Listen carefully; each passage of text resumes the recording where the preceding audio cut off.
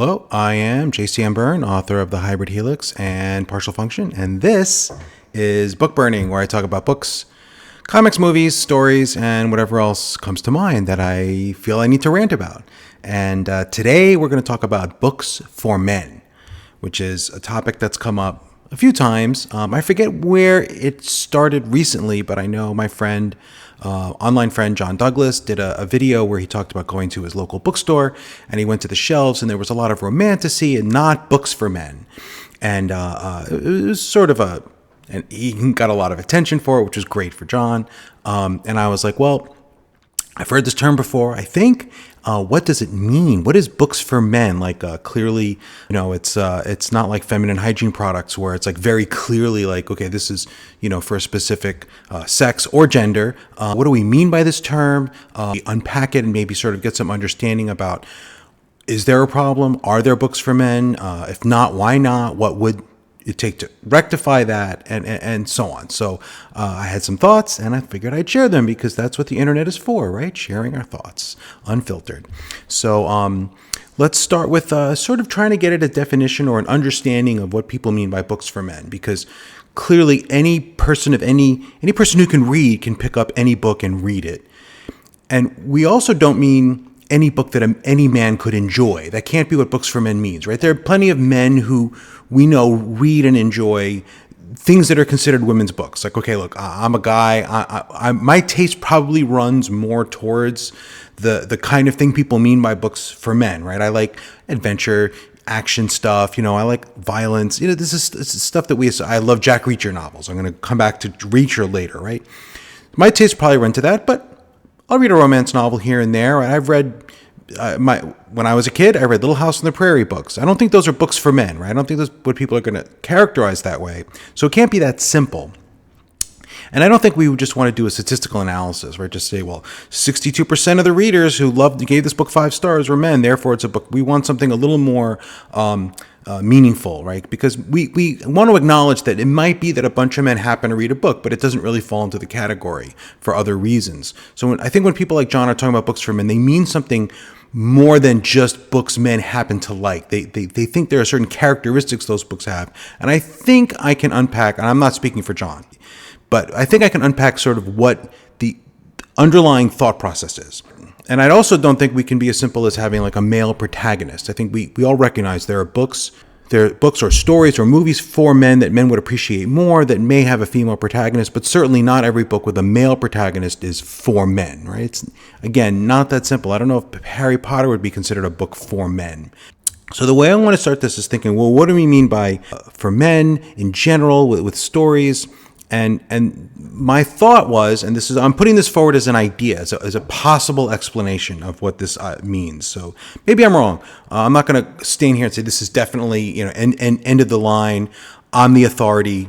All of you piss off, right? I'm just saying this is my analysis, and I think this fits. And watch the video and see if you agree, see if you disagree. If you disagree, say so in comments. So the way I look at it is I start by breaking things down into thinking about the masculine and feminine sort of characteristics, or people sometimes say masculine and feminine energy, something like that, right? We have this notion that there are properties of people, of activities that are more masculine and more feminine. And by that, we don't mean that all men are the same way, or that all men are all masculine characteristics, or that all women are all female characteristics. In fact, we know that's not true. We know that everyone is sort of a mix. You can think about, the yin-yang symbol in sort of Chinese philosophy, right? That, each one has a little bit of the other inside it.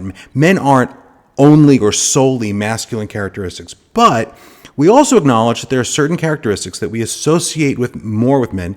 And I think there's probably some biological underpinning. I think most of the things we think of as masculine are probably like statistically more often exemplified in men for whatever reason, biology, sociology. I think it's at least partially biological because some of these things seem very cross-cultural, right?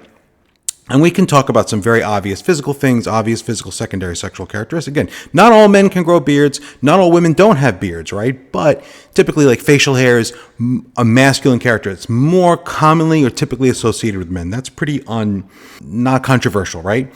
Physical strength, more associated with men. Pain tolerance, probably more associated with women. I don't know if that's part of our psychological understanding of masculinity and femininity, but it's true. We think of a lot of characteristics as being so. Men are, or masculine characteristics are things like being more aggressive, both physically and just sort of take charge in situations, being more independent, less reliant on other people, less embedded in community and family relationships, and more independent, more doing things on your own. Sometimes that goes with being maybe less compassionate, or maybe less compassion we think of as a female thing. We think of women as community builders. We think of women as, they keep the village together while the men are out hunting. That's the stereotype. I mean, people live that way, I guess, and I'm not an expert in Paleolithic lifestyles, but I believe that was more common, right? The men would go out and going out and doing the hunting, doing the exploring. Simone de Beauvoir in I forget the name of the book, but I read it I've studied feminism at a graduate level in philosophy, so I'm not completely speaking where I don't know what I'm talking about, but the book's talking about how the masculine thing is to go out to create, to build, to make something new, and the feminine is to maintain and keep together and preserve. And again, not that men never fix things or maintain, or that men don't care about relationships. That's not what we're saying. We're saying is the masculine characteristic, the trait, is to go out and build and do the new thing, to explore the new place. And some women were explorers, but the typically feminine characteristic is, again, to nurture, to build the home, to build the hearth, the nest. We think of the female bird making the nest. And again, even with birds, this isn't so simple, right? Sometimes the men help build the nest, but so nurturing is the feminine characteristic, right? The male characteristic is aggression, creation. Even in certain kinds of men have more spatial intelligence. We think of men as going out fighting the wars, and in wars, did women fight in wars? Sure, but most wars, as far as I know, historically, right? Majority of the soldiers were not the women, right? They were mostly men. We have these two, and I'm sure I'm going to think there are many more characteristics we can put in one camp or the other. And again, probably no actual men have all masculine characteristics, and I'm not saying they should, and I'm not saying men should try to have more or less masculine characteristics. That's a different topic, right? I'm not weighing in on that. I'm just saying we have these associations. And some of these associations, I think I want to say, and if you look again at Chinese philosophy, some of them are less obvious to Western eyes, right? Whether something's hot or cold. I don't know that we think of. Maybe we think of. I can't even remember which is which in the Chinese system. I think women are the female energy associated with cold. Okay, we get the idea. Again, many of these, as far as I can tell, are cross-cultural. If there is a culture on Earth where it is considered masculine to stay home and take care of the babies, and it's considered feminine to go and conquer the next village over, someone tell me in comments, because I've never heard of one. Again, that doesn't mean women never do that, but that means that it's not considered a feminine activity, whereas it's a masculine activity to go out and conquer your neighbors. That's, I think, so far vaguely uncontroversial. Again, I'm not saying all men are all masculine energy. So then what do we mean by books for men? And what I think we mean is that books for men are books where the story or the problem is solved or resolved using masculine traits. So a book for men would be a book that celebrates manhood, masculine traits. We could even say manliness, even if the protagonist is female. I wrote a book, Partial Function, where she largely wins by beating people up with her fists, which is, again, that's a thing we associate with that masculine energy, right? And again, not that no women can fight. I'm sure Ronda Rousey could turn me into a pretzel in 5 seconds if she wanted to, But typically we think, again, that's a masculine trait, being able to fight really good with your fist. That we think of that as a manly thing. So what do we mean by this? So people talk about things like adventure novels. What's an adventure novel, right? Someone goes out, explores a new place, travels to a new place, faces dangers, usually in a small group, right? They're not bringing the whole society with them. They're not building this huge community that comes with them. They're doing it maybe solo, maybe with a small group of people, but the focus is not on the relationship between the people. That's sort of a side thing, that the people have these relationships. If the problem is solved by fixing the relationships, we probably wouldn't call that as much a book for men anymore, because that establishing and maintaining relationships, that whole compassion, understanding side of things is, again, a very feminine thing. Introspection is a feminine thing. Extrospection, I don't know. Looking outwards is the masculine side of it. So what are books that celebrate that? Adventure novels. Like, look at old science fiction. A lot of old science fiction is, guys get together, they build a lab, or often on their own. Often it's the brilliant scientist in his backyard building like a warp drive, and then boom, out to the stars. There's no more solid celebration of masculine energy than someone in their building a warp drive in their garage, and then, like, at great risk to themselves, they get in that ship and they fly out to space, right? This is a masculine energy embodied thing to do. And of course you meet some aliens and you stab a bunch of them, right? Because there's nothing more masculine than meeting a bunch of new things and stabbing them, right? Like, and taking their stuff, right? This is, and again, this doesn't mean that all men act this way. And I'm not saying that only men act this way, but these are the masculine characteristics. So when you have a book where this is how the problem is solved, this is how the victory is had, you are celebrating masculine energy. And I think that's the thing that appeals to, because if I am looking for a book as a man, qua man, if you know qua means, points to you, qua man, maybe I think what men often experience is we have these feelings of even men who are compassionate and understanding and are in touch with our feminine side, whatever that means. Sometimes you have this, I just want to go out and punch something, right? And we associate that with this masculine side of ourselves that we want to express, that we want to indulge. And when you want to indulge that, man, nothing is more satisfying than reading a book about Jack Reacher going out and finding the bad guys and just punching them.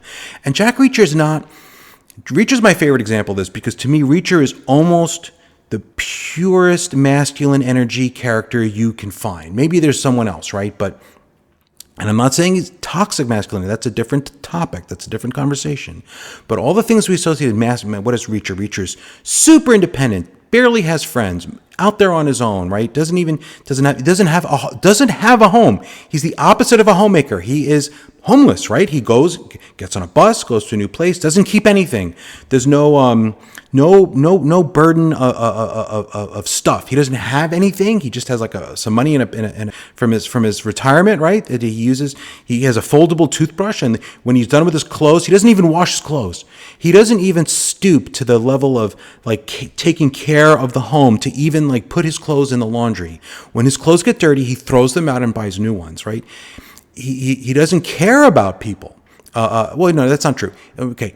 He doesn't care about maintaining relationships with people himself. So he cares about like innocent people very much. He cares about his friends. He wants them to be safe. But he's always like, well, I haven't seen you in 10 years, but so what, right? Like he doesn't thrive on relationships, on having other connections, human connections. He is perfectly happy to have zero human connection. That is no more masculine thing than being totally fine having zero human connections whatsoever. So Reacher is a fabulous example of a book for men in the sense that it's a celebration of masculine energies. And generally when Reacher wins, he wins by, a very analytical thought, solving a problem, like putting clues together, this masculine energy. Again, not saying women can't do this. I'm saying it's a masculine energy thing. That's how Reacher solves problems. That and a lot of punching and a lot of shooting, right? And he does all. He's very smart.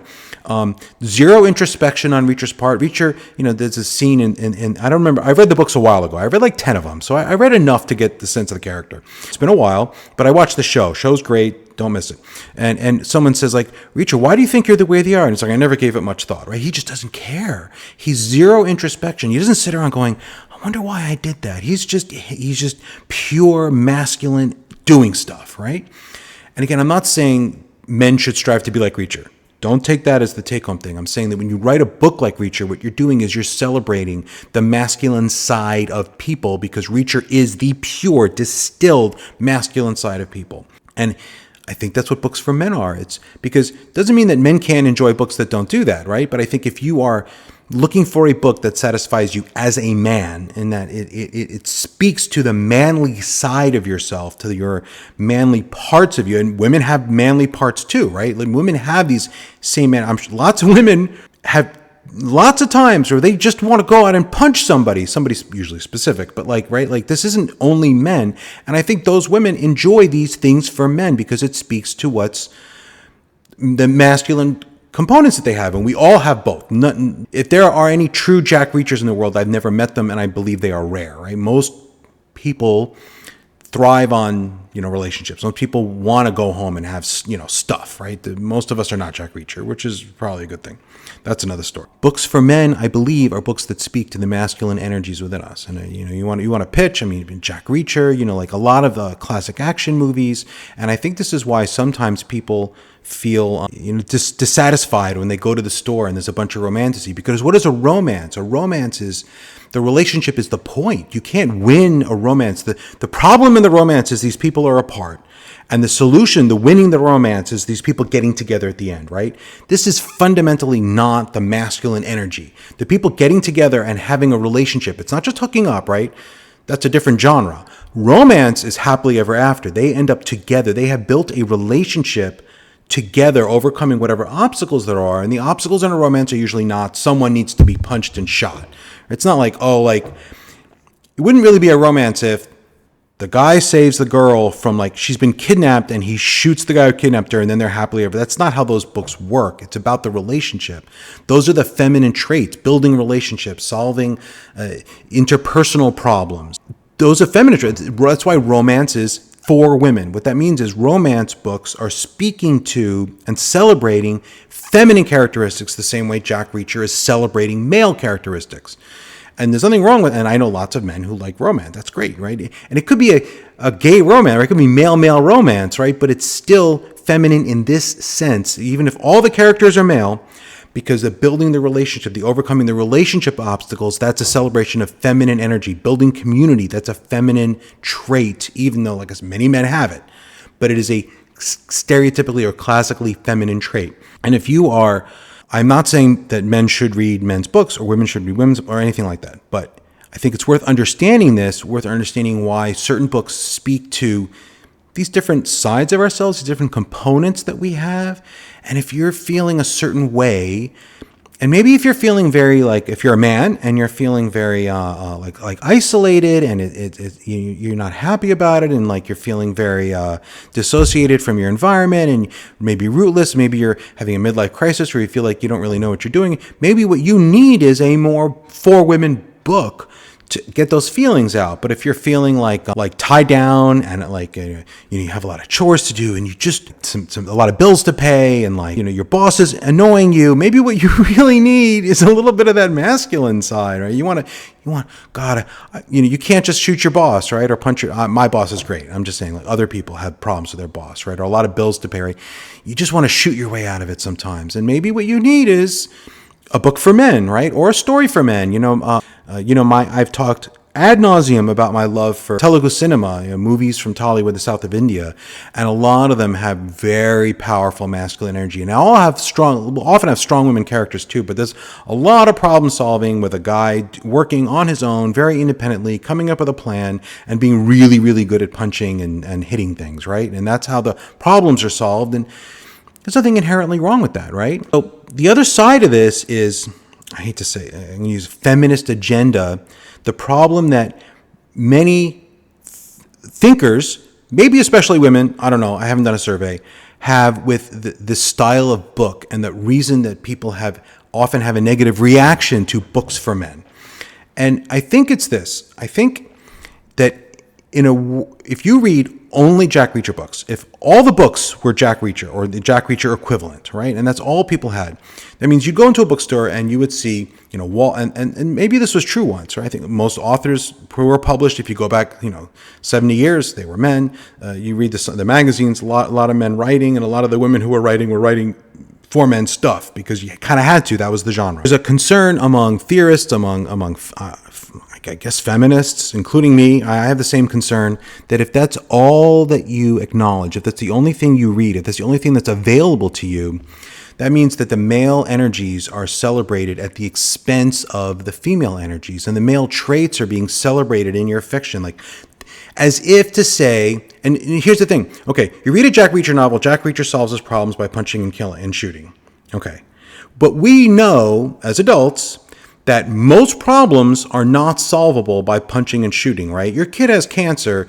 There's no one to punch and shoot. You get laid off. You may people you want to punch and shoot if you get laid off at your job and you're having trouble paying your bills, but that's not going to solve your problem. Most problems are not solvable by, and maybe many problems are solvable by masculine things, but not all. We know that. But if that's all you see celebrated in the media, if that's all the movies are action movies, if all the books are Jack Reacher or for men books, right? James Bond. It feels like the feminine traits, the feminine ways of solving problems, the feminine strengths are being devalued. And this is the concern that historically has been had by feminist thinkers, that it's not that it's wrong to have a Jack Reacher novel on the shelf. It's that it's a problem when all the books are Jack Reacher books, and the implicit message is that the way to solve all problems is to use Reacher ways of solving problems, and that's the only kind of problem we have is the problems that are punchable and shootable, and that the way to solve them is by punching and shooting. I'm simplifying. I hope you understand that I'm trying to make a more complex argument. Again, nothing wrong with reading Jack Reacher, but and maybe there's nothing wrong with if all you read is Jack Reacher, if you are aware that Jack Reacher's problems aren't going to solve whatever's going on in your marriage. Like if you're a guy my age and you're married and you're like, we had an argument, and all you read are Jack Reacher books, that might be fine. But if all you read are Jack Reacher, and you're in your mind, you're like, this is how to solve problems, is the Jack Reacher way. Jack Reacher's not a good way to solve your marital problem. Trust me. Maybe you need to read some and I think it's very possible that you understand that, and that you act in a way that doesn't assume everything is punchable and shootable, and that you have other ways to solve problems, and you build relationships, and you have friendships, and you do all these classically feminine things, and you have that backbone of all those traits that you need, that you indulge as much as you need to be a very happy and balanced person, and that'd be great. And then all you read is Jack Reacher books. There's nothing wrong with that. That's great. Super. Good for you. That's what and I'm a lot like that, I think. I'm not against feminine energies. I think I'm a relationship builder. I think in a lot of these ways, I personally try to do these things. But when I read, when I'm for entertainment, I'm mostly looking to exercise that masculine side of myself. I want someone who's punching and shooting their way out of problems. I like that. It's satisfied that, because I don't get to do that in my real life, right? There's very few things in my real life that I punch and shoot or explore or build my way out of, right? That's just not how my life works out. And that's okay. That's fine. I'm a happy guy. But I like to read about that. That's my sort of escape, right? I like to escape. I imagine, that'd be cool if all my problems were things I could shoot. I was good at shooting when I was young. I don't know if I've ever mentioned that. I was a BB guns. I've never even shot a real gun, but I was really good with the BB gun. Anyway, not the point. So there's been a reaction to all the, like in genre fiction, sci-fi and fantasy. A lot of it was, how do we solve the problem? We build a bigger spaceship with bigger guns and we blast the other guy, right? And that was how problems were solved. And then there was a lot of time where people, maybe there's a better ways or other books. And there's sort of a reaction to that. And maybe there's an overreaction. Maybe too much of like Tor's catalog is, or maybe too much of it is focusing on the feminine side and maybe not enough of it on the masculine side. I don't know. Like they've got to publish what's going to sell, right? But the idea that there are no books for men being written or published today is just wrong, okay? And I don't think John was saying, I'm not trying to call out John Douglas, right? I don't think he was saying there are no books. Maybe the majority of books at the bookstores that he goes to are for women, or again, they're not Jack Reacher books, they're romantasy or whatever, okay? And there's economic reasons for that, and there's a lot of complicated, I don't know all the reasons, right? Part of it is probably that, bias on the part of the people who are making these choices, the editorial choices at the big publishers. I think a lot of them are probably having, and I think some of it might be that they probably, I imagine, are, see a history of 100 years of science fiction and fantasy, and a lot of it is Conan, and not a lot of it is not Conan type stories.